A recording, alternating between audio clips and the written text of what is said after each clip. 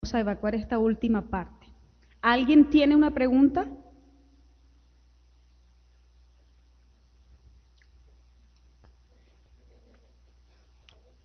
Yo voy a hacer una pregunta para quebrar el hielo, ¿verdad? ¿Verdad? Entonces, bueno, en la antigüedad, Manuel, eso vamos a cambiar porque ¿qué hago yo acá, verdad? Si el que va a responder es usted.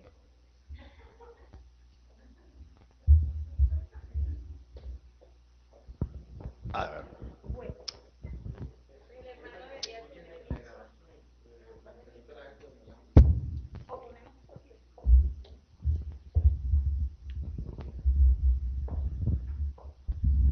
Bueno, A ver, ¿cuál es la primera? vemos, vemos que en la antigüedad, y sobre todo en el pueblo de Israel, había como un papel para el hombre y un papel para la mujer en el hogar en lo que se refiere a la crianza de los hijos. Ahora, la dispensación de la gracia o en el Nuevo Testamento, ¿cuál es el papel que tengo yo como mujer y cuál es el papel que tiene mi esposo como hombre en lo que se refiere a la crianza de los hijos en el Evangelio? Bueno, el papel del hombre es ocupar su posición de cabeza. Es decir, como cabeza debe tener un acuerdo con su mujer cómo van a criar, cómo van a educar, cómo van a disciplinar a sus hijos. Dice, eh, vosotros padres criad a vuestros hijos en disciplina y amonestación del Señor. Es lo que dice Efesios 6. Criarlos en disciplina, o sea, en la casa tiene que haber una disciplina, tiene que haber un orden, tiene que haber un gobierno. Y ese gobierno pues debe ser en acuerdo entre el marido y la mujer. Eh, Siempre me llaman es cuando estoy ocupado.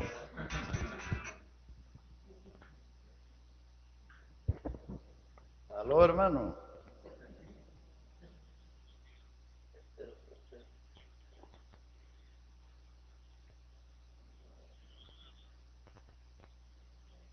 Ok, ok, hermano. Gracias, hermano. No le contesté antes porque estaba aquí ocupado enseñando.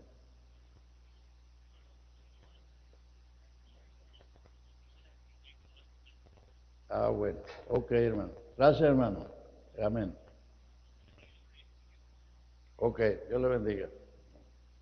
Hermanos Raúl. Eh, entonces, en eso tiene que haber acuerdo. Y claro, la madre tiene un papel muy importante. Fíjese que en los libros de los reyes y de las crónicas siempre se menciona a la madre en cuanto a la conducta del rey. Hizo lo recto siguiendo el camino de David su padre y su madre fue fulana de tal. Hizo lo malo siguiendo el camino de Jeroboam su padre y su madre fue fulana de tal. Porque la mujer que es la que cuida de los niños y los enseña a todo, entonces tiene mucha más influencia que el hombre, que sencillamente por el papel de la mujer y el papel del hombre que es conseguir el sustento para la familia, pero sin dejar de ocupar la posición que le corresponde. Y en eso hay que estar de acuerdo, ¿no? De que no vaya a ser que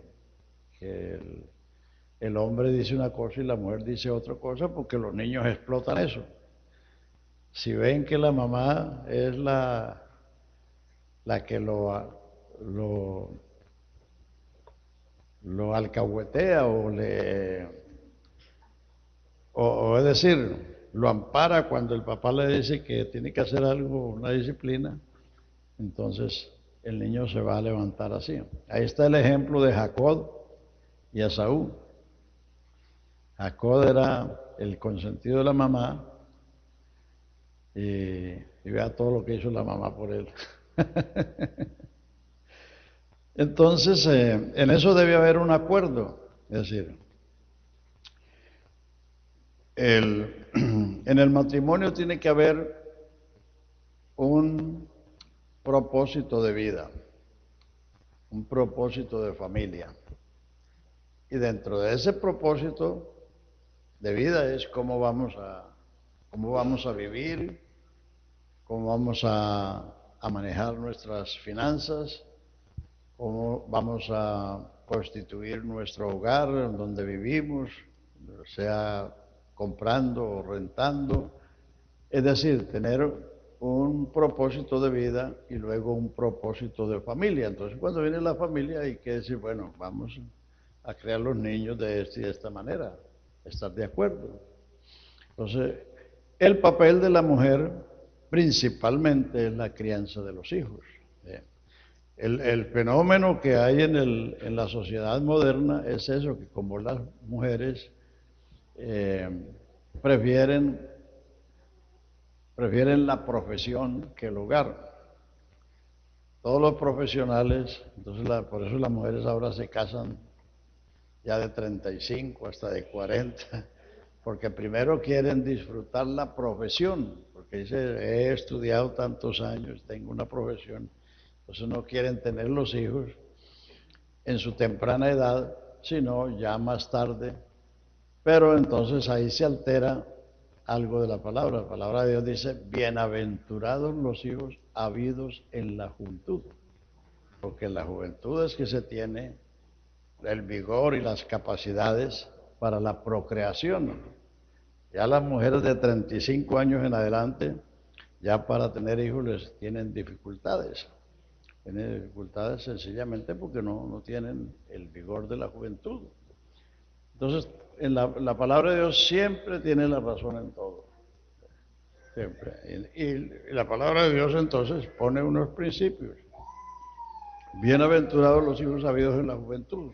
Entonces los que los dejan para tenerlos ya a los 35, 40, pues tienen problemas tanto las mujeres como los niños, porque no se tiene las mismas facultades o las mismas cualidades que se tiene en la época de juventud. Entonces, sencillamente, criarlos en disciplina y amonestación. Y a eso quiero hacerles el énfasis. Tenemos que creer que la palabra de Dios que le plantamos va a producir sus resultados. No es con regaños, no es con castigos, sino sencillamente acudiendo a la palabra de Dios que es viva y eficaz, que es creadora, que es moldeadora. Romanos 6:17 dice, gracias a Dios que aunque fuisteis esclavos del pecado, habéis obedecido de corazón aquella forma de doctrina a la cual fuisteis entregados. La doctrina es un molde que moldea el carácter, que moldea la personalidad de todos, del niño, del joven, del viejo, en fin, todo.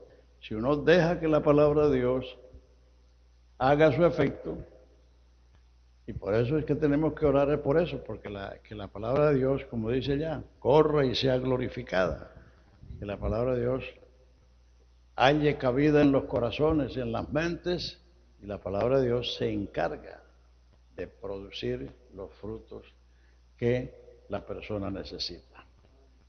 A ver, ¿hay otra pregunta?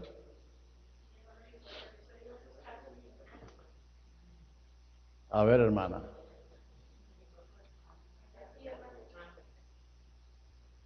Sí, hermano Liceo, soy uno de los casos que tengo 38 años recién cumplidos. Bueno, yo me casé a los 37 y nuestro anhelo es tener un bebé, pero aún no he podido concebir. Entonces, ¿cómo sería la mejor manera ya yo, una mujer adulta, para poder criar a ese niño? Porque como decía el hermano Eliseo, la palabra dice que bienaventurado cuando los hijos se tienen en la juventud. Yo no soy tan joven. Es como un consejo, porque uno tiende a ser muy, de pronto con una mentalidad ya muy adulta y todo. Esto es como el mejor consejo para las que somos mamitas. Vamos a hacer por la fe, y las que son también mamitas adultas, ¿no? Bueno, es decir, el anhelo de toda mujer es eso, ser madre. Ese es el ideal de las mujeres, ¿no? Bueno, ahí lo que puedes hacer es que esperar en el Señor que si concibes, que el Señor te proteja ese niño y que te proteja a ti también. Bueno, no, ya para educarlo, pues ya tú sabes más que cuando estabas jovencita.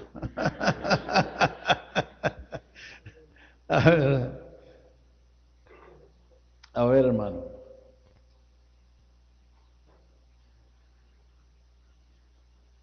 Y Dios les bendiga. Hermano Liceo, yo tengo una pregunta en base a qué sería lo primero o si existen unos pasos. En la Biblia vemos de que siempre hay una crianza o dice, instruye al niño en su camino, ¿no? Aunque fuere viejo no se apartará de él. Pero existe de pronto una manera detallada en la que podamos empezar. O sea, lo digo, yo, bueno, me voy a casar muy pronto, si la voluntad del Señor la permite así. Mi futura esposa tiene 2 niños. ¿Cómo debo yo criarlos a ellos o guiarlos bajo el temor del Señor? ¿Por dónde debo empezar? Como cuál es el derecho. ¿Qué edad tienen? El niño tiene 8 años, recién cumplidos, y la niña tiene 10 años. 8 y 10. Sí. Bueno, están en la edad pues de moldearlos, ¿no? La niñez es el tiempo de la plastilina. Así como usted coge una plastilina y hace lo que quiere, hace un muñeco como lo quiera. Entonces, cuando los niños están en su infancia, es cuando mediante plantarles la palabra de Dios y darles un ejemplo. Es decir, que lo que se les enseña lo puedan ver, en la vida del papá y la mamá, o en ese caso del padrastro. Entonces, esa es la única manera. Entonces, los niños son imitadores. Los niños son imitadores. Ya cuando se vuelven adolescentes es que comienzan a explorar otro mundo. Pero hasta cuando ellos son niños, ellos siempre, su papá es su modelo. Y a la niña, su mamá es el modelo. Si tienen una buena imagen de ambos en ese tiempo, no van a tener problemas en la adolescencia. Porque cuando tienen problemas en la niñez es que en la adolescencia comienzan a buscar, porque ya se salen de los muros del hogar y comienzan a ver lo que hay en el mundo y a imitar. Los ecuatorianos dicen que el hombre pasa por 3 etapas en la vida: la del mono, la del burro y la del perro. Cuando está en la adolescencia anda haciendo monerías, es decir, imitando lo que ve. Usted ve que los adolescentes imitan a los deportistas, imitan a los artistas, en el peinado, en el vestido y en muchas cosas. Porque adolescente porque no tiene una personalidad propia. Se está buscando a ver qué le acomoda bien. Esa es la edad del mono. El mono está imitando lo que otros hacen. Y ya cuando viene la adultez, entonces a trabajar como el burro. Y cuando ya está viejo, entonces lo dejan como el perro cuidando la casa. Ya no lo sacan, sino que lo dejan cuidando la casa.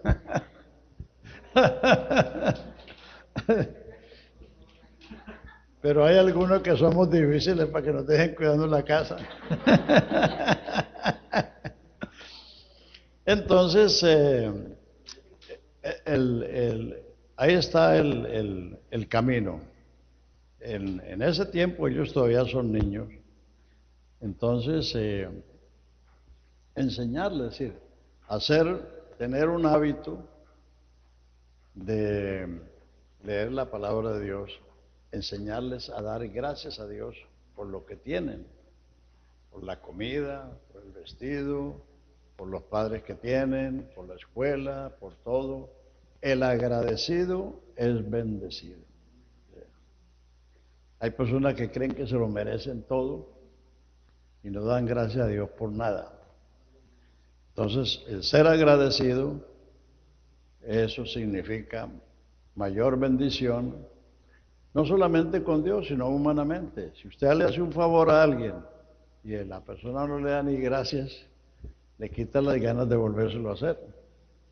Entonces, enseñarle a los niños a ser agradecidos y entonces tener el hábito de leer la palabra diariamente, incluso comentar. Y cuando ya los niños van creciendo, pues darles oportunidad de que ellos comenten también lo que leen. Y entonces así se va formando una comunión estrecha. Es decir, que no sea impuesto, sino que se les invite. Que vamos a leer la palabra de Dios, no como una imposición, sino como una invitación, como algo provechoso para todos. Entonces, y ahí en el camino van surgiendo otras cosas diferentes de acuerdo a donde vivimos, porque no es lo mismo vivir aquí que vivir en Colombia o en otro país. Entonces, los muchachos comienzan a ver y a oír y entonces a explorar esos campos. Uno de los fenómenos actuales es que ahora las mujeres se educan más que los hombres, porque los muchachos ahora están ahí con el Nintendo y dele que dele. Hay que controlar eso, porque eso se ha vuelto un vicio, una esclavitud. Y entonces eso les resta la educación. Entonces a eso hay que controlarlo. Es decir, a los niños hay que ponerles tiempo para todo. Hay tiempo para comer, tiempo para jugar, tiempo para estudiar, tiempo para hacer ejercicio.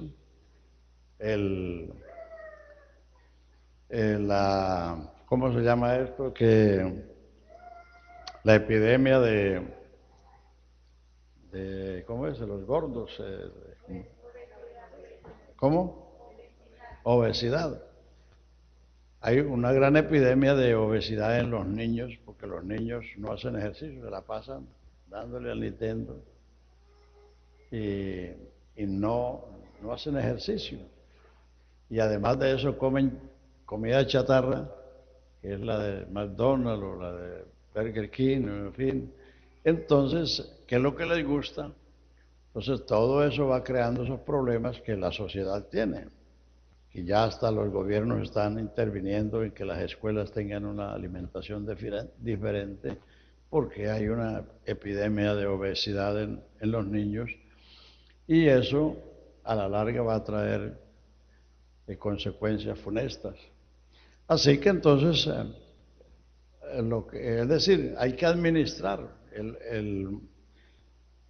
El hombre es un administrador, así como se administra una empresa. Hay que administrar también el hogar. Hay que poner cada cosa en su sitio, proveer las necesidades de cada uno. Y entonces, si se desarrolla un orden, entonces los muchachos van aprendiendo, van practicando una disciplina, y esa disciplina es la que va produciendo la formación.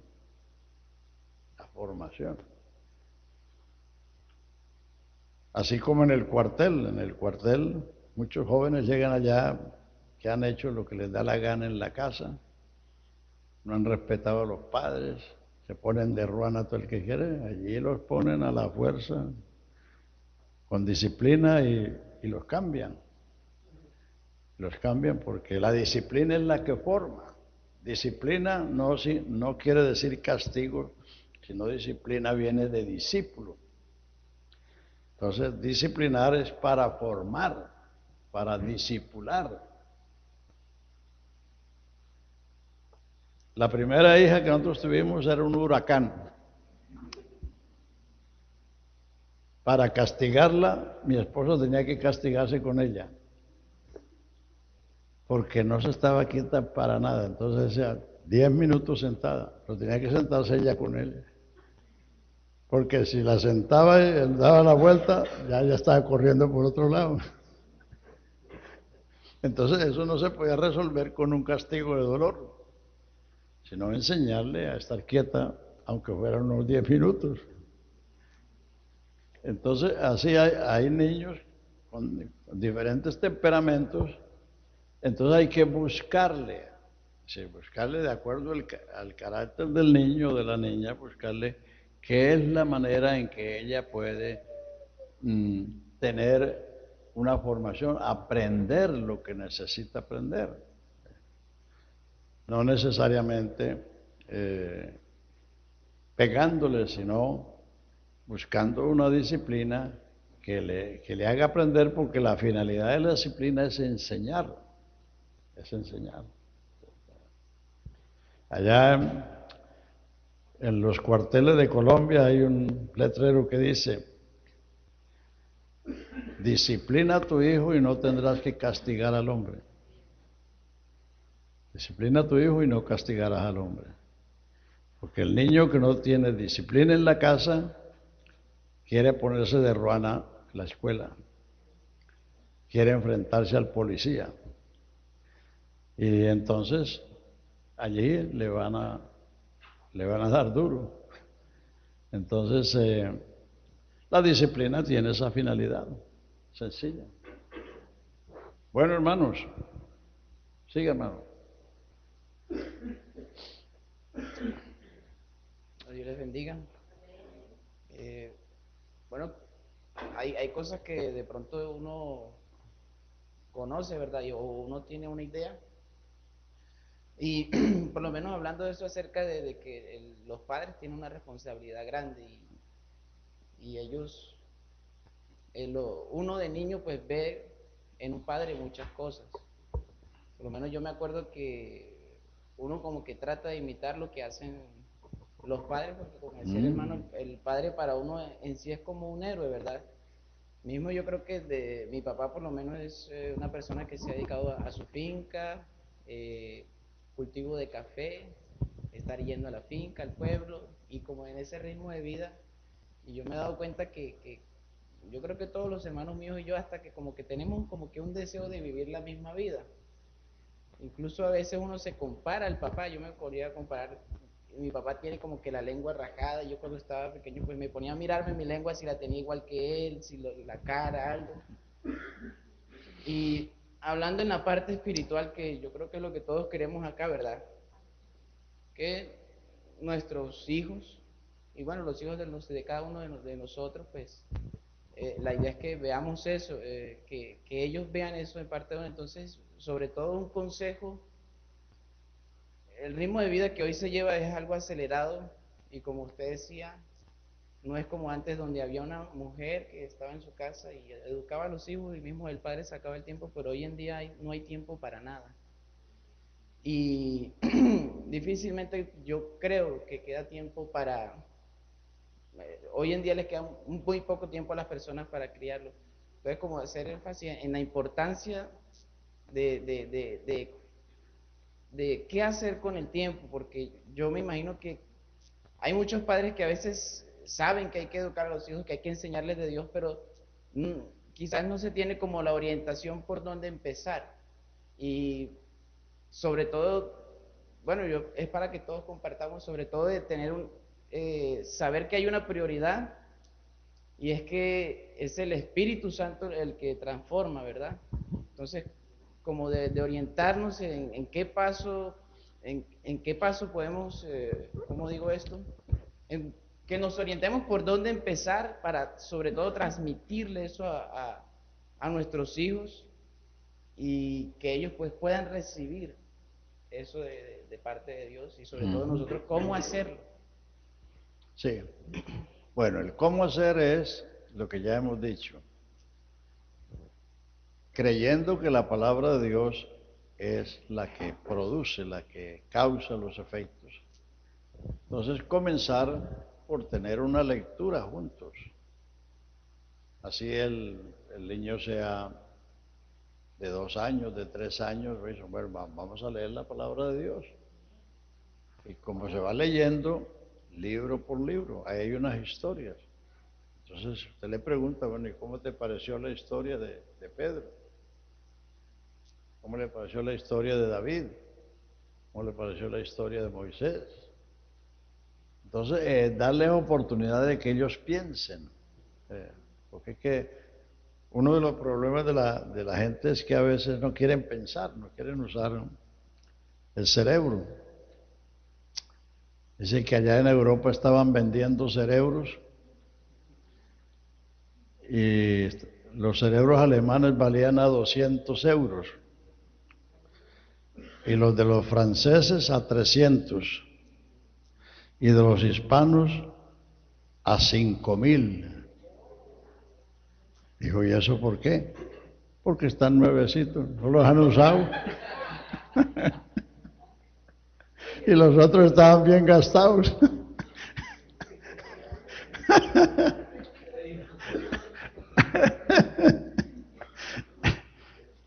Entonces, es decir, hacerlos pensar a los niños, a los jóvenes, adolescentes, hay que hacerlos pensar.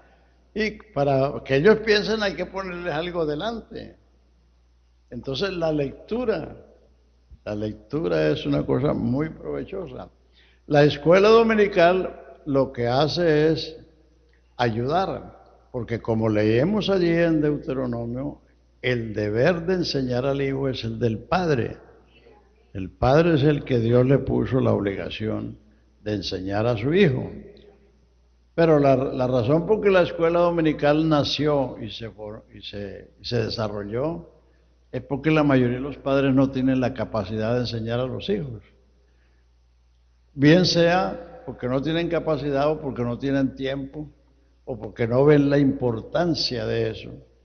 Entonces la escuela dominical se ha ocupado en ayudar a los padres en la educación de sus hijos.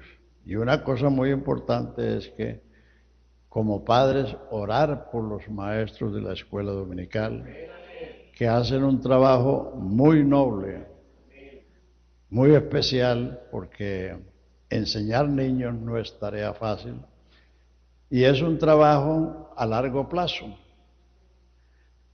Pero si usted le pregunta al niño, bueno, ¿qué te enseñaron en la escuela dominical?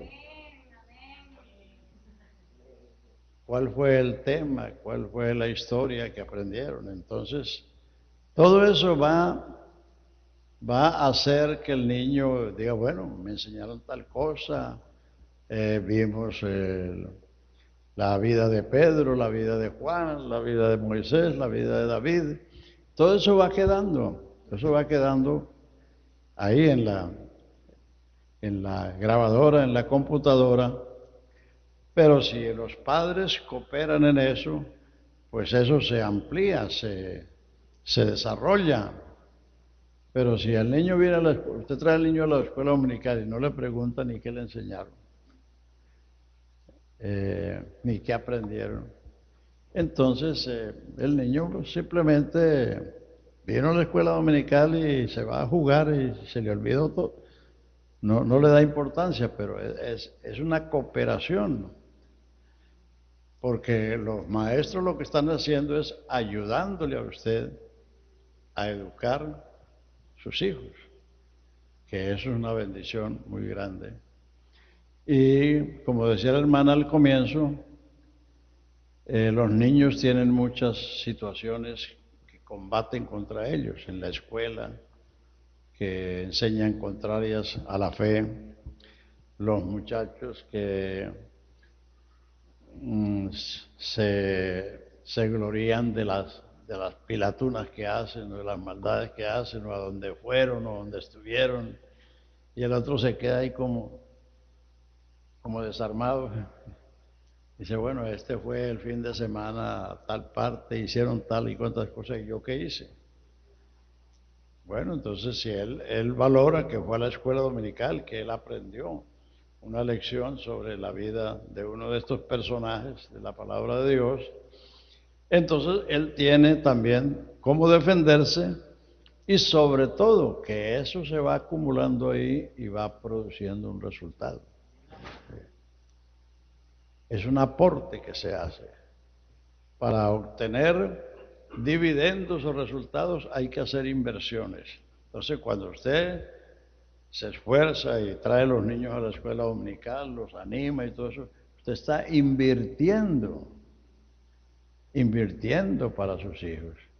Y la iglesia está haciendo lo propio, está invirtiendo en enseñanza para que ellos, cuando lleguen al momento en que tienen que tomar decisiones, tengan una base. Pero un niño que nunca ha ido a la escuela dominical y que en la casa no le han enseñado nada y que en la escuela tampoco, cuando llegue el momento de las decisiones, ¿en base a qué decide? No tiene bases. Entonces hace lo que los demás hacen, sencillamente, porque no tiene un conocimiento, menos va a tener una experiencia, y entonces va por el camino, coge cualquier camino. Entonces nosotros estamos sembrando para el futuro y para la eternidad. Es decir, sembrar la palabra de Dios es lo más importante, lo mejor que podemos hacer, porque la palabra de Dios es espíritu, es vida. La palabra de Dios guía, la palabra de Dios da sabiduría, da inteligencia, es decir, da todo lo que el ser humano necesita para llevar una vida agradable a Dios, una vida provechosa para sí mismo y una vida fructífera para los demás. Es decir, que los demás puedan ver que esa persona tiene un comportamiento de vida sencillamente porque cree la palabra de Dios. Sí, hermano, ya pueda. Yo quisiera saber, en cuanto a su experiencia, hermano, ¿cuáles son los errores más comunes que uno como padre, como cristiano, comete con sus hijos? O sea, ¿qué es lo que a ellos de pronto les dificulta cuando en su adultez a veces seguir el evangelio? ¿Qué es lo que uno hace a veces que ellos les impide? Eso es lo Sí, que quisiera saber. quizás el error más común es el actuar de acuerdo al temperamento de uno. Hay personas, toda persona tiene su temperamento.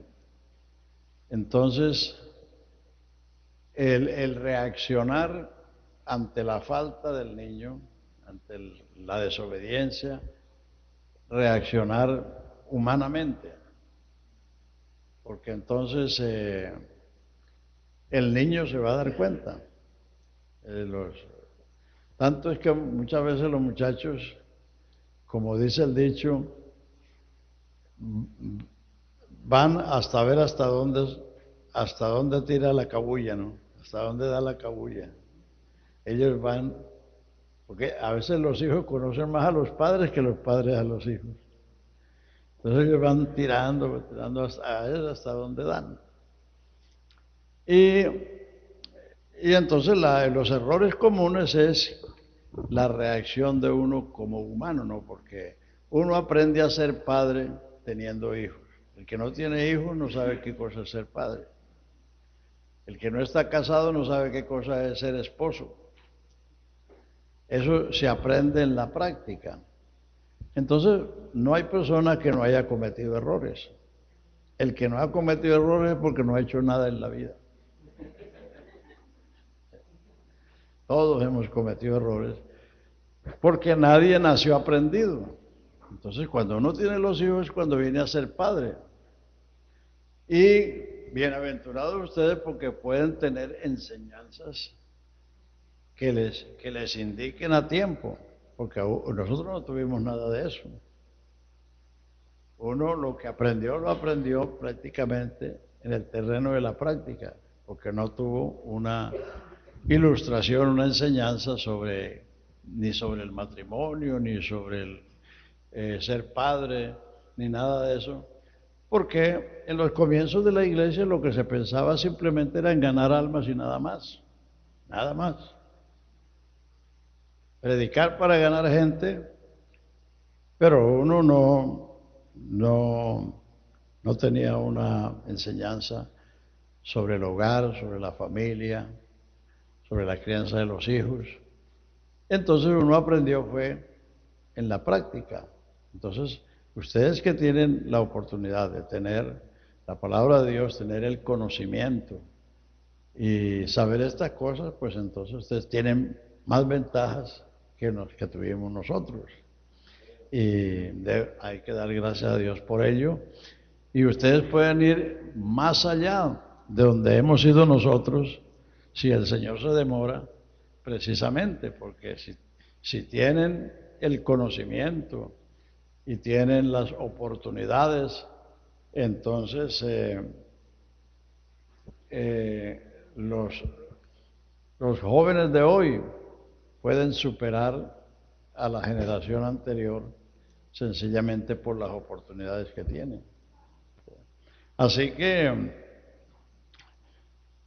por eso uno no debe castigar al niño cuando comete la falta, porque cuando comete la falta generalmente la persona se exalta o se le pela el cable, como dicen los ecuatorianos.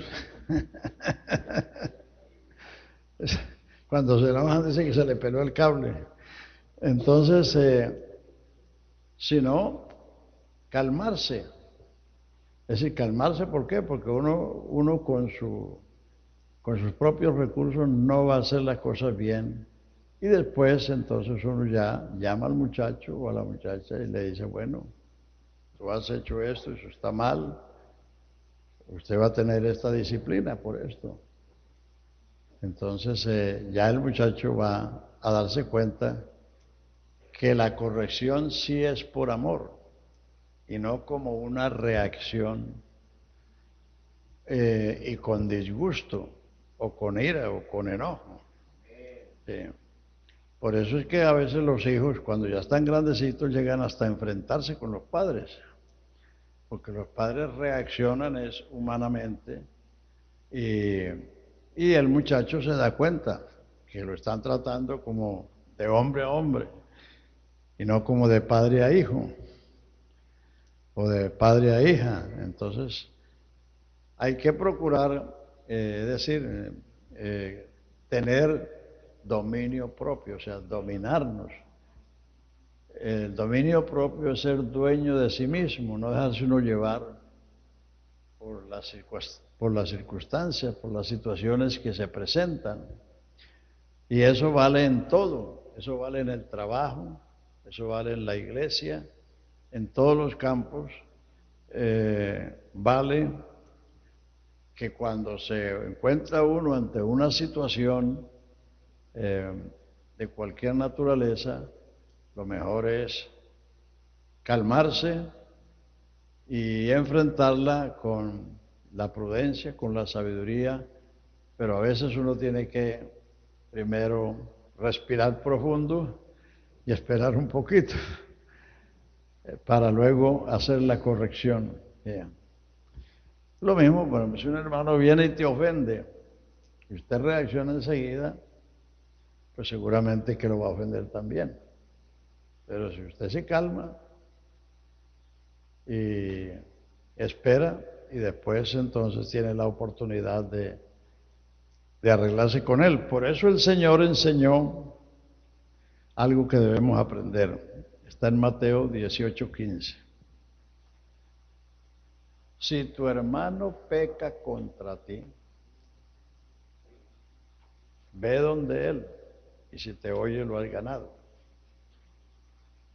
El pensamiento humano es que si tu hermano peca contra ti, tú esperas que vengas a pedirle perdón. Pero no es así.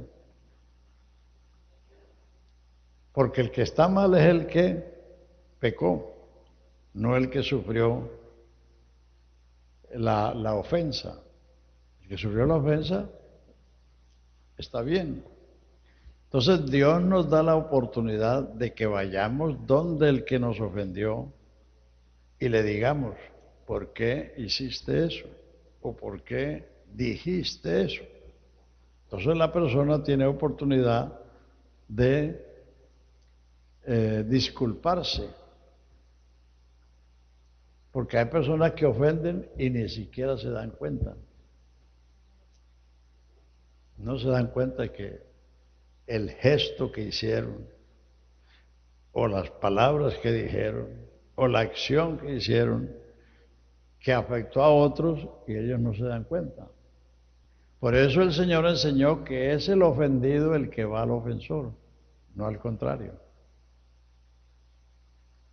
Por eso el Señor enseñó que perdiendo se gana. Entonces dice, ve donde Él, si te oye, lo has ganado. Porque el espíritu cristiano es ganar al hermano y no perderlo. Entonces el que está bien es el que puede hacer eso y no el que está mal. Entonces si usted va donde Él y dice, bueno hermana, ¿por qué dijiste eso de mí? ¿O por qué hiciste eso? Entonces la persona tiene la oportunidad de disculparse. Y si no se disculpa, sino que se pone más brava, entonces dice, busque ayuda, ve con 2 testigos. Y si no lo oye a ellos, dilo a la iglesia. Y si no oye a la iglesia, tenle por gentil o publicano. De cierto os digo, que lo que 2 de vosotros se propusieran en la tierra, será hecho por mi Padre que está en los cielos. Porque donde hay 2 o 3 congregados en mi nombre, allí estoy en medio de ellos. Esa promesa es para arreglar los problemas, no es para el culto. La promesa para el culto está en Mateo 28:20. He aquí yo estoy con vosotros todos los días hasta el fin. La de Mateo 18:20 es una promesa para arreglar problemas, donde estén 2, los 2, el ofendido y el ofensor. Ahí está el testigo fiel y verdadero. Y si los 2 se arreglan, eso no tiene que ir más allá. Así se evita la chismografía. Pero cuando una persona se siente ofendida y entonces va diciendo, vea la que me hizo la hermana, vea lo que dijo la hermana de mí, entonces está regando el problema, no arreglándolo, sino regando el problema. Entonces ahí viene la chismografía. La hermana que pasa ya a dirigir, vea la que me hizo. El hermano que predica ya, vea la que me hizo. Pero si usted va donde Él, el Señor nos da ese derecho de preguntarle a la persona por qué te comportaste así. Entonces, la persona tiene la oportunidad de disculparse y si no se disculpa, entonces busque ayuda, ve con 2 testigos. Y le digo, bueno hermano, ¿por qué tú estás haciendo eso?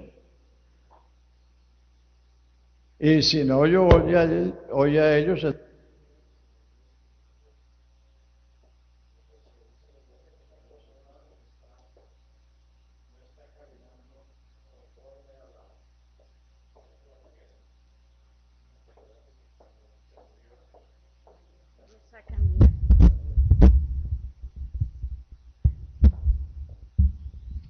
entonces esa persona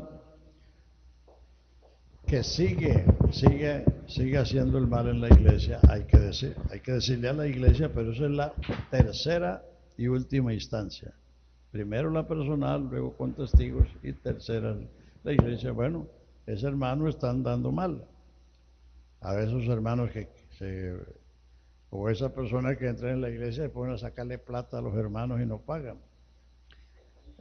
No pagan, entonces hay que denunciarlos porque si no van a explotar a todos los hermanos. Sí. Ya el Salmo 37:21 dice, el impío toma prestado y no paga. O sea que el que toma prestado y no paga no está en la compañía de los justos, sino en la otra. Entonces, hay casos así, o un hombre que viene a enamorar a las hermanas. Entonces, buscando solamente satisfacer sus deseos. Entonces, en caso de eso hay que denunciarlo para que los hermanos no vayan a caer en esos casos. De manera que eso funciona para todo. Entonces también con los hijos. Hay que preguntarle al niño, bueno, ¿por qué hiciste eso? No sabía que eso está contra tal o tal cosa. Es decir, que que el muchacho piense, que el muchacho se dé cuenta. Si no, simplemente, bueno, tú hiciste eso, no. Así el muchacho no aprende nada, sino que por el contrario se tiende a rebelarse contra el que lo disciplina. Así que eso funciona para todos. O sea que por eso es que uno tiene que orar todos los días. Por eso es que uno tiene que leer la palabra todos los días. Porque esa es la que lo mantiene a uno en un nivel normal espiritualmente para no reaccionar ante el mal, sea de adentro, sea de afuera, conforme a eso. Dice, no seas vencido de lo malo, vence con el bien el mal. El mal no se vence con el mal. Si a usted le dicen una ofensa y usted responde conforme a eso, le van a devolver otro tanto. Y ahí se van hasta los puños y hasta las balas, y el uno se va para la cárcel y el otro se va para el cementerio. El mundo está lleno de eso. Hay gente que han perdido la vida por no perder una discusión. Hay gente que han perdido su hacienda o su fortuna por no perder un pedazo de tierra. Han hecho un pleito que han gastado todo por no perder un poquito.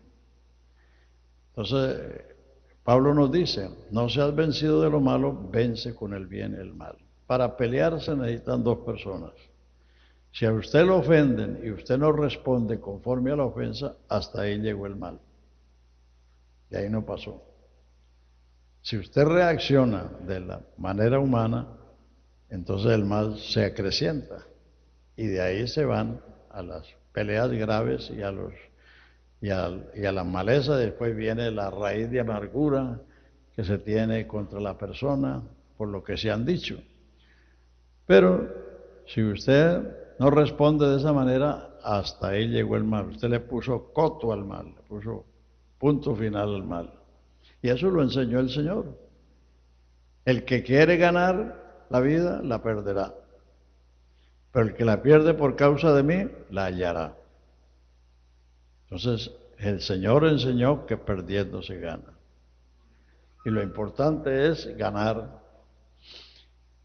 Bueno, ahí vemos, le voy a mostrar un ejemplo.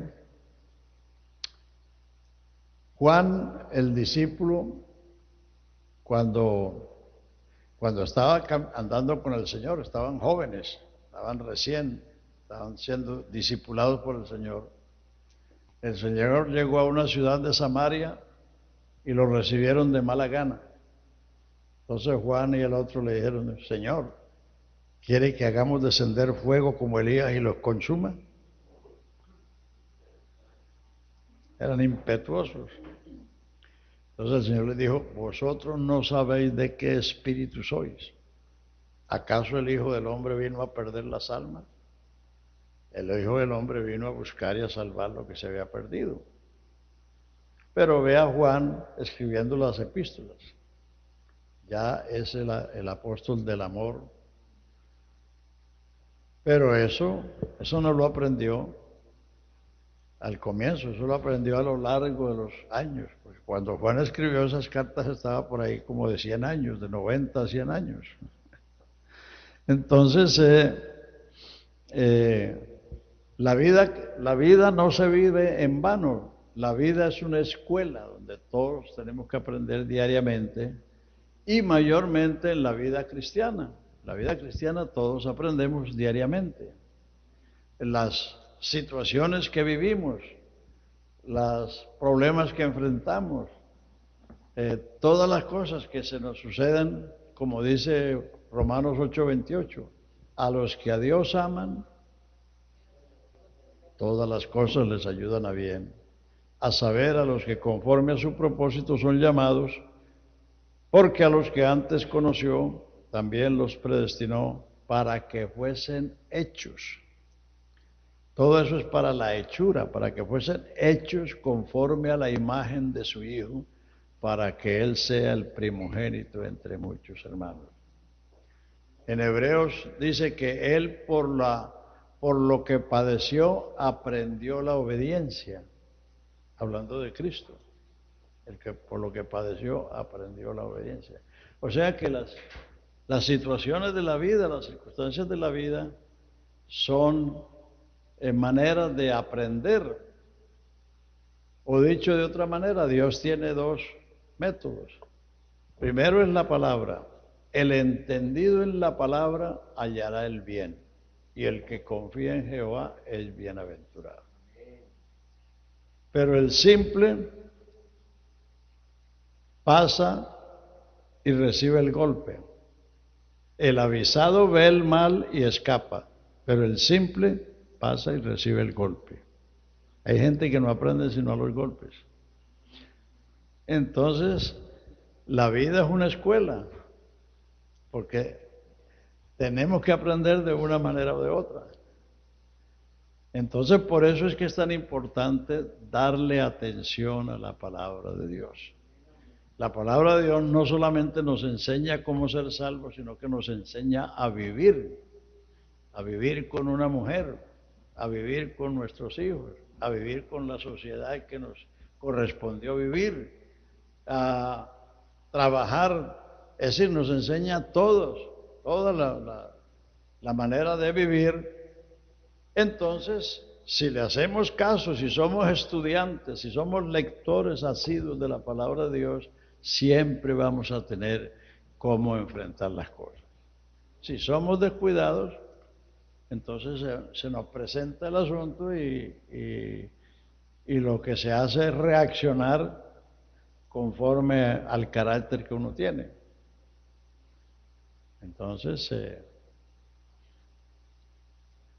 la vida es la escuela y nadie nació aprendido. Todos tenemos que aprender. Aunque estemos viejos, todavía seguimos aprendiendo. Entonces, hay, como se dice, mucha tela para cortar. Bueno,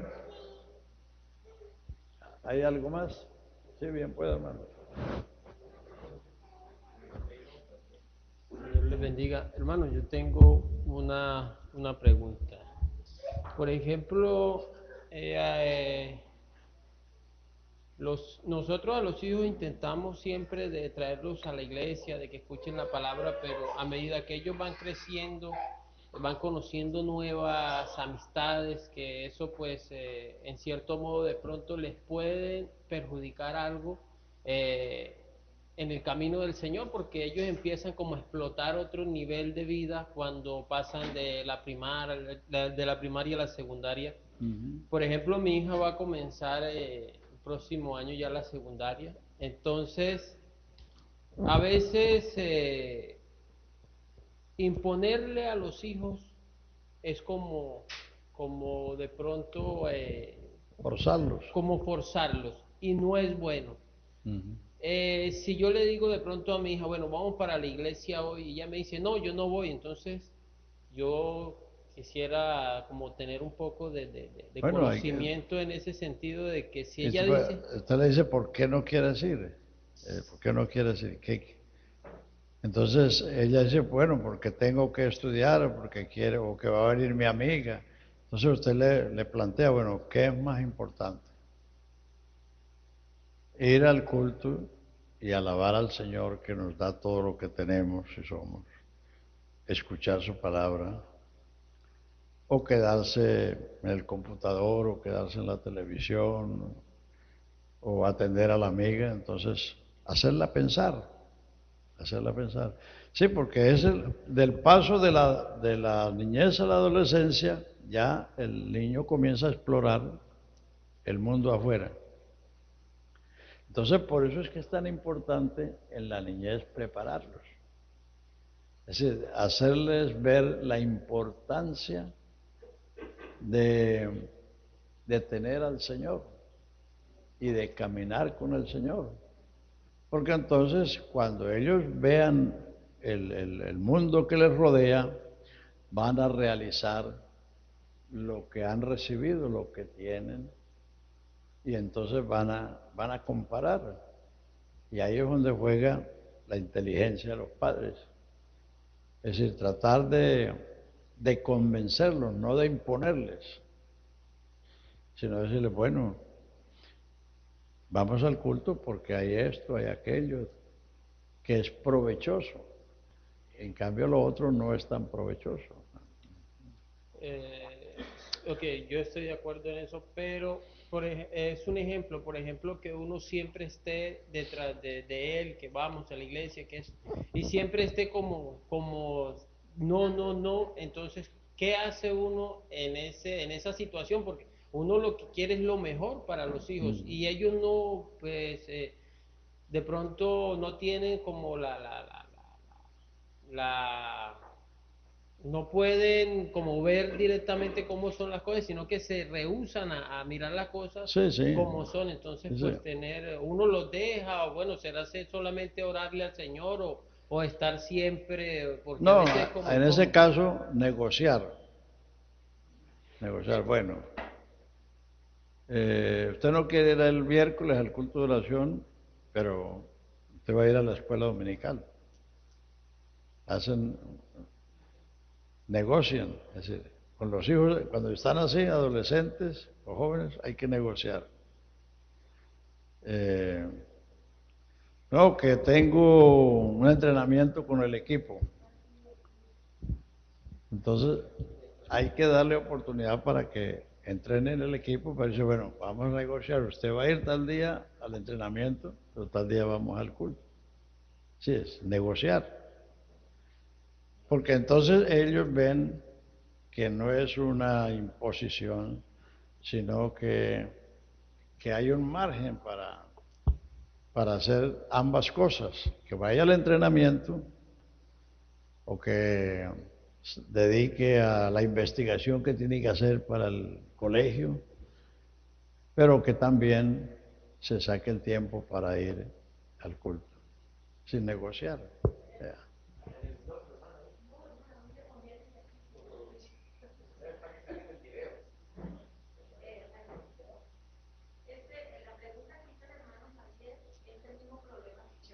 Ajá.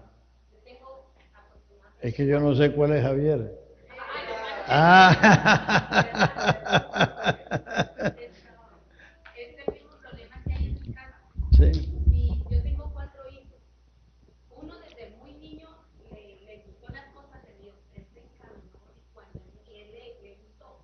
Pero el otro niño no es lo mismo que el primero. Entonces ya entró en una etapa de la adolescencia y él dice, pero mamá, es que en la iglesia es solo culto, culto, culto, culto. Y a él le gusta mucho el fútbol. Entonces en mi caso mi esposo no es cristiano. Entonces él todo lo que es de fútbol, todo lo que lo pueda meter, si en verano, en invierno, entonces lo mete siempre en eso.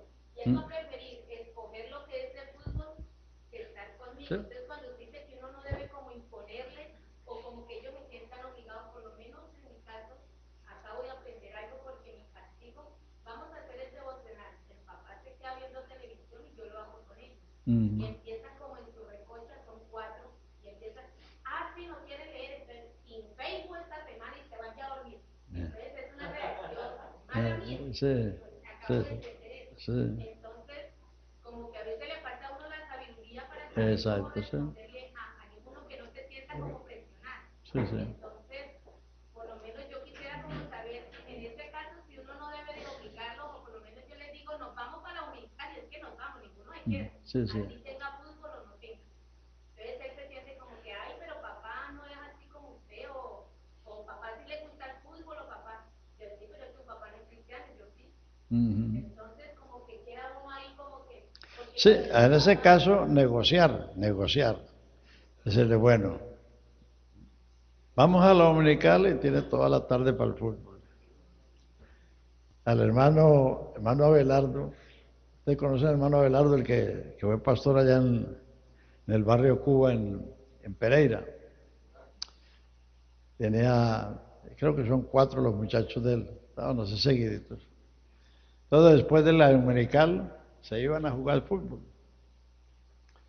Y entonces, por ahí a las 3 o las 4 le decía, bueno, a bañarse porque vamos para el fútbol. Entonces le dicen los muchachos, oye, ¿y quién se inventó esa culteadera?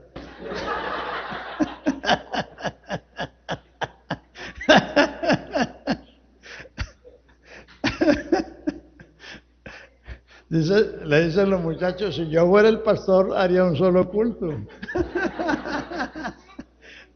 Pero él sí les daba la oportunidad para que fueran a jugar. Es decir, es que lo que hay que negociar con los muchachos y también aprobarles lo que ellos van a hacer, porque el ejercicio, dice, el ejercicio para poco es provechoso. O sea, no es que no sirva para nada, sí sirve para algo. Precisamente como les comentaba antes, el problema de la obesidad en los niños es porque no hacen ejercicio. Se la pasan jugando Nintendo, sentados. Porque los muchachos necesitan quemar esas calorías jugando, haciendo algún ejercicio. Eso es provechoso en parte. Y entonces por eso sí, le dice, bueno, usted tiene toda la tarde, tiene el sábado, toda la tarde, tiene todo el día el sábado, tiene toda la tarde el domingo, pues vamos a sacar la mañana para ir a la escuela dominical. Entonces yo creo que ya el muchacho sí razona y dice, bueno, así es diferente, ¿no? O sea, hay que negociar con los muchachos para que ellos piensen que no se les está imponiendo una dictadura, es decir, que no se les está forzando, sino que... Y a veces entre semana también, por ejemplo, ellos, en el culto de oración, ellos no tienen mucho interés, porque venimos a orar, y como ellos no tienen la experiencia de salvación, para ellos eso no es tan importante como lo es para nosotros. Entonces se puede negociar, es decir, si los muchachos están en esas situaciones, si ellos quieren venir, tráiganlos a todos los cultos. Quieren venir, tráiganlos a todos los cultos, porque cada vez reciben algo. Y los muchachos a veces tienen sus amigos en la iglesia, que es donde se encuentran en la congregación, y hablan, y entonces es bueno que mantengan esa amistad, esa familiaridad. Eso les ayuda. Y claro, cuando ya hay esa situación de que ya están en la adolescencia y que ya tienen otros intereses, entonces hay que negociar con ellos, hay que negociar. Esa es la manera. Hermano, pero con respecto a la pregunta que la hermana hace, ¿qué consejo pudiera usted darle a los hermanos, sobre todo en los que son hogares donde uno de los dos es cristiano, para que ellos puedan negociar sin caer en el otro extremo? ¿Por qué lo digo? Porque, bueno, ella pone un caso, el caso propio de ella, pero digamos un caso X, en el que cualquiera de los dos siempre va a tener la tendencia de llevar los hijos hacia allá, sean abogados, sean lo que sea, menos cristianos. Y el padre o la madre que sí es creyente, bueno, obviamente va a querer que sus hijos tengan la experiencia de la salvación. Ahora, bueno, se ha dado el consejo de negociar, pero ¿cómo poder determinar el límite sin que de pronto la mamá o el papá diga, bueno, vamos todos y gane más bien espacio el que no es creyente o el que no tiene interés por las cosas de Dios, y esos niños se pierda todo el trabajo que se está haciendo aquí? Bueno, porque no se les va a dar ningún enfoque cristiano. Es decir, ¿cómo establecer ese límite en ese tipo de hogares para que bueno, se pueda ir allá y acá, pero sobre todo se ganen para el Señor, porque igual hay que hacer el trabajo evangelístico tanto con ellos como con cualquiera de los dos que no sea cristiano. Y un consejo también para los hermanos que cómo criar esos hijos en ese tipo de hogares. Bueno, como dije antes, lo principal es que en la infancia tratar de sembrar la palabra, porque los niños en la infancia son dóciles, y generalmente a los niños les gustan las cosas de Dios, la mayoría. Perdóneme. Entonces, aprovechar ese tiempo para sembrar en ellos la palabra de Dios, el amor a la iglesia, a la escuela dominical. Entonces, cuando llega la adolescencia, ya ellos tienen algo, tienen una base, y esa es la base que sirve para negociar. Entonces,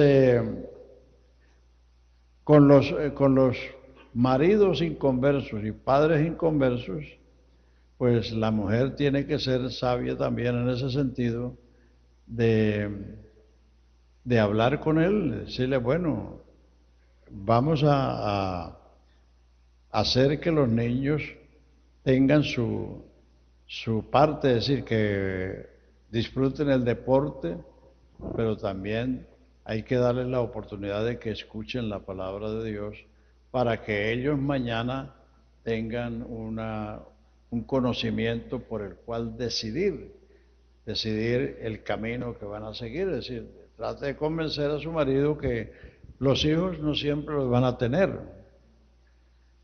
Uno tiene los hijos y ya cuando ellos crecen, alzan su vuelo y se van y hacen su nido aparte y uno se queda solo. Dice que el matrimonio es como el 11. Termina con uno, comienza con uno y termina con uno.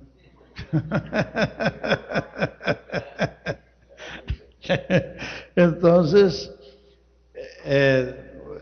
usted que es una mujer cristiana, plantéele a su marido el futuro de sus hijos. Bueno, ellos necesitan jugar, van a tener tiempo para jugar. Necesitan ir a platicar con sus amigos también. Pero piensen en el futuro de sus hijos. Mañana, cuando ya ellos se van de la casa, si ellos no tienen un fundamento cristiano, un conocimiento de Dios, pues ellos van a coger cualquier camino menos el camino correcto. Exacto. Entonces tratar de negociar con el marido también. Es decir, en eso hay que usar lo que hemos dicho, usar la inteligencia, usar la sabiduría, y la que nos provee, la que nos capacita de todo eso es la palabra de Dios. O sea que cuando nos veamos enfrentados a una situación, no es decir, bueno, ¿qué hago? No, para eso tenemos un recurso, el Señor. Invocar al Señor. Señor, dame sabiduría, déme entendimiento cómo afrontar esta situación. ¿Cómo le puedo hablar a mi marido? ¿Cómo le puedo hablar a mi mujer? En fin. Y el Señor le da uno. El Señor le da uno.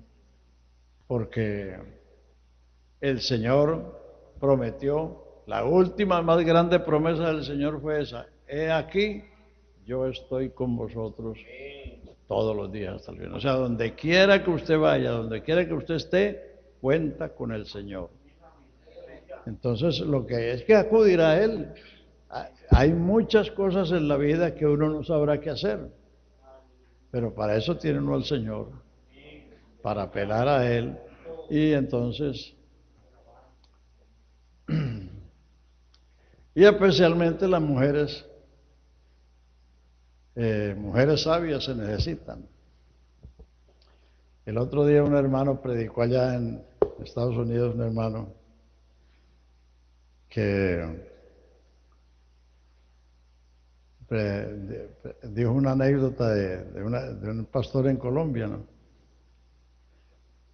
Que la esposa, el hermano le dice a la esposa: mija, vamos a la asamblea de pastores que viene el hermano Eliseo para enseñar sobre Romanos.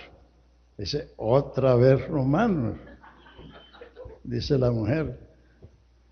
Entonces el marido, bien inteligente, cogió una hoja y un lápiz y le dijo, vea, escriba aquí todo lo que tú sabes de Romanos.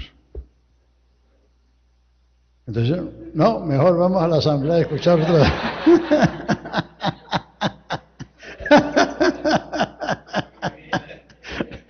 No sabía nada de Romanos.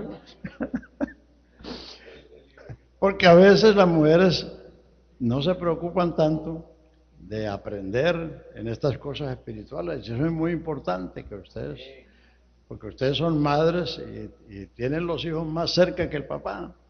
Porque así ustedes trabajen, cuando regresan a la casa, ¿quién es el que va a atender los hijos? No es la mamá. La comida, que la ropa, que esto, que lo otro. Entonces, ustedes tienen una parte muy importante. Entonces, por eso hay que instruirse, es decir, y ser una lectora de la palabra de Dios, para que tenga material en su mente para saber qué hacer cuando se presenta la situación. Bueno, ¿y hasta cuándo es esto?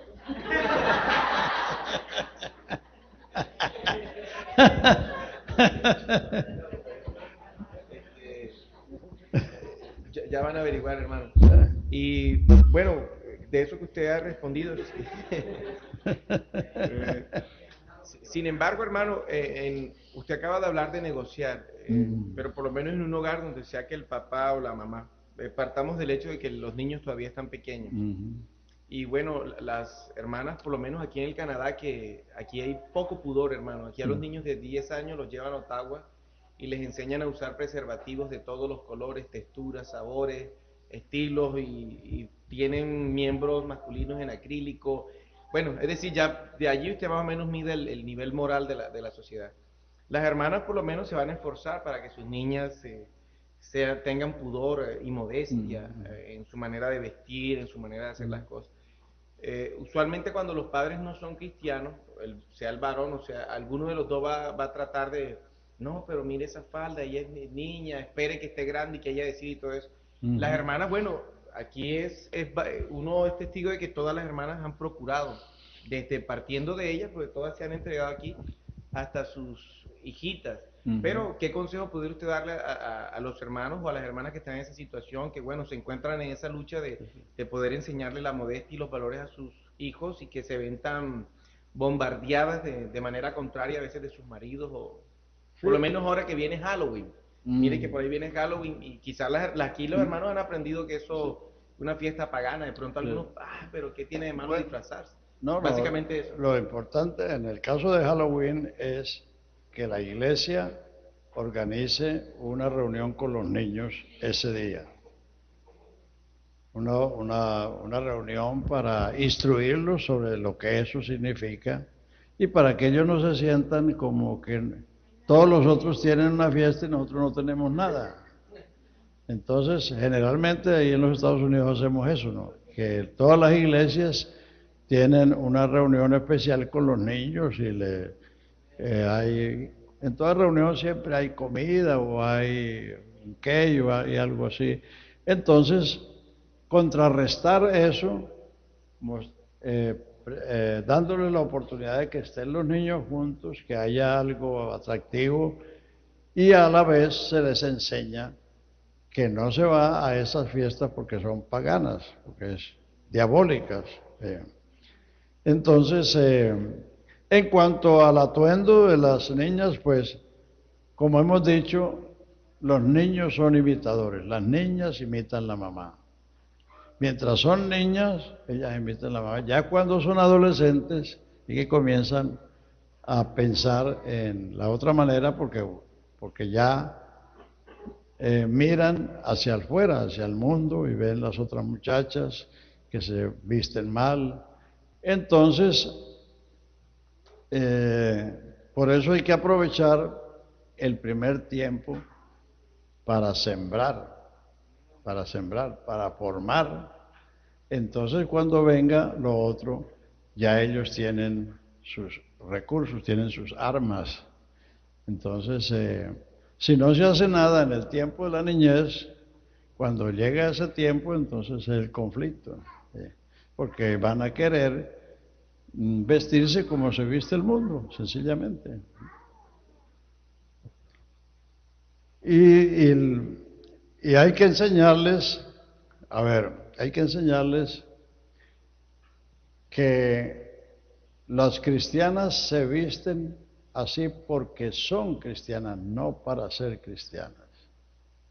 Primera de Pedro, capítulo 3, dice, porque así se ataviaban a aquellas santas mujeres que esperaban en Dios.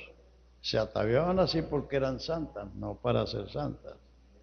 El vestido no hace santo a nadie. Si el vestido santificara, las monjas nos la llevarían ganada hace mucho tiempo. El hábito no hace al monje. ¿Cuántos bandidos han asaltado bancos vestidos de cura o de monja? El hábito no hace, no. Entonces, una persona se viste por lo que es. Entonces, aún a los niños se les enseña que el cuerpo es el templo de Dios. Y entonces el templo de Dios hay que cuidarlo y hay que vestirlo dignamente. Entonces, enseñarles que se visten pudorosamente y modestamente, sencillamente por lo que son, por lo que somos. Entonces, porque si el niño piensa que se viste así para ser, entonces eso no funciona de esa manera, no, sino que hay que enseñarle lo que uno es por la gracia de Dios y que por eso uno tiene un comportamiento a la altura de esa posición, por lo que somos y por lo que tenemos. Así dice 2 de Corintios 6:14, dice, no deis en yugo desigual con los incrédulos, porque qué armonía hay entre la luz y las tinieblas, qué concordancia hay entre la justicia y la injusticia, entre Cristo y Belial, entre el templo de Dios y los ídolos. Porque vosotros sois el templo de Dios, como Dios dijo, habitaré y andaré en ellos, seré el Dios de ellos y ellos serán mi pueblo. Por lo cual, por lo que somos y tenemos, salid de en medio de ellos y no toquéis lo inmundo, y yo os recibiré y seré a vosotros por Padre y vosotros me seréis hijos e hijas, dice el Señor Todopoderoso. El verso que sigue dice, así que, teniendo tales promesas, limpiémonos de toda inmundicia de carne y de espíritu, perfeccionando la santificación en el temor de Dios. Es decir, hay que ser para hacer y no hacer para ser. Para ser buen católico, tienes que oír misa entera todos los domingos y fiestas de guardar. Tiene que confesarse y comulgar por lo menos una vez al año. Tiene que hacer las obras de misericordia. Tiene que reverenciar las imágenes para ser buen católico. Para ser buen musulmán, tiene que rezar 5 veces al día. Hacer el ayuno del Ramadán, que es un mes, comiendo solamente una comida por la noche. Dar las limosnas y muchas otras cosas. O sea, ellos hacen para ser. En el cristianismo no es así. Hay que ser para ser. Estando muertos en delitos y pecados, os dio vida. Un muerto no puede hacer nada por sí mismo. Os dio vida, os resucitó y os hizo sentar en lugares celestiales con Cristo para mostrarle a los siglos venideros las abundantes riquezas de su bondad para con nosotros. Porque por gracia sois salvos por medio de la fe, y esto no de vosotros, sino que es regalo de Dios, no por obras para que nadie se gloríe, porque somos hechura suya, creados en Cristo Jesús para buenas obras, las cuales Dios preparó de antemano para que anduviésemos en ellas. Hay que ser para ser. No se puede ser cristiano sin Cristo. Primero hay que recibir a Cristo, tener a Cristo, y eso produce unos frutos. Pero sin Cristo, nadie puede ser ni salvo, ni mucho menos santo, nada. Porque Cristo es el todo y en todos vosotros. Así que hay que ser para ser. Lo que hacemos, lo hacemos por lo que somos, no para ser. No cantamos para ser salvos, cantamos porque somos salvos. Amén. Bueno, ¿qué más? ¿Ya no más? ¿No más que eso? Gracias, hermana. A usted gracias. Bueno, nosotros estamos contentos preguntando, ¿verdad? Y como no lo vemos tan disgustado a él contestar,